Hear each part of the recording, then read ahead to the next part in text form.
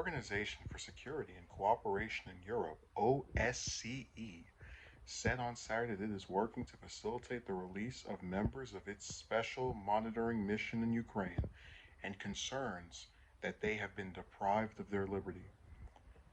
The OSCE is extremely concerned that a number of OSCE Special Monitoring Mission to Ukraine national mission members have been deprived of their liberty in Donetsk and Luhansk and is using all available channels to facilitate their release.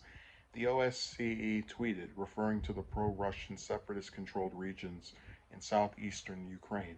Shortly after Russia launched its invasion in Ukraine on February 24th, the International Security Organization said it would be temporarily evacuating staff in Ukraine. The safety of the dedicated women and men who serve as impartial eyes and ears of the international community on the grounds throughout the country is imperative. OSCE Secretary General Helga Skimmett said at the time. The development comes as Russia mounts a renewed attack in eastern Ukraine after it failed to capture Kyiv in the opening weeks of the conflict. They put heat conflict in the article. Amid the brutal offensive, officials have warned that the besieged port city of Mariupol could fall within days. In an op-ed published Thursday in the Wall Street Journal, Ukrainian Defense Minister OSCE Raznik wrote that international organizations, specifically the OSCE and UN Security Council, had failed given their focus includes maintaining global security and peace and conflict prevention, among other aims.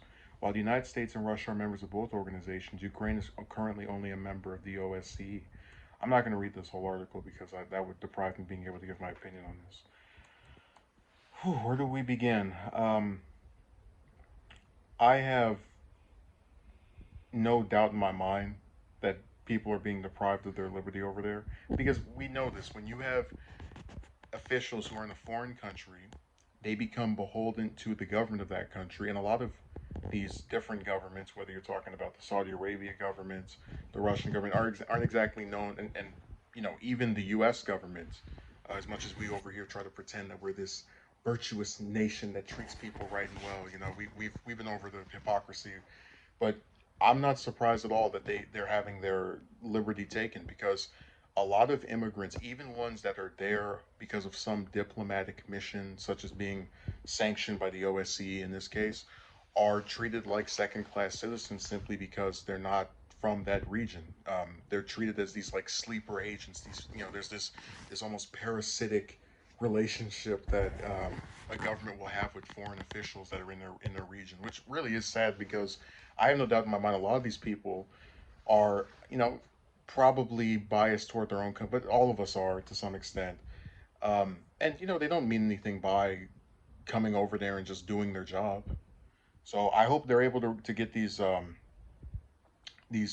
members released and bring them back to their region because they're in a place that like I said before, Ukraine as a just regular people who live there, I'm very sympathetic because of the invasion, but I really wish they would stop trying to glorify these governments. Just because they're not as awful as Russia, or the Russian government I should say, doesn't mean that we should sit here and pretend they're not doing screwed up things to people as well.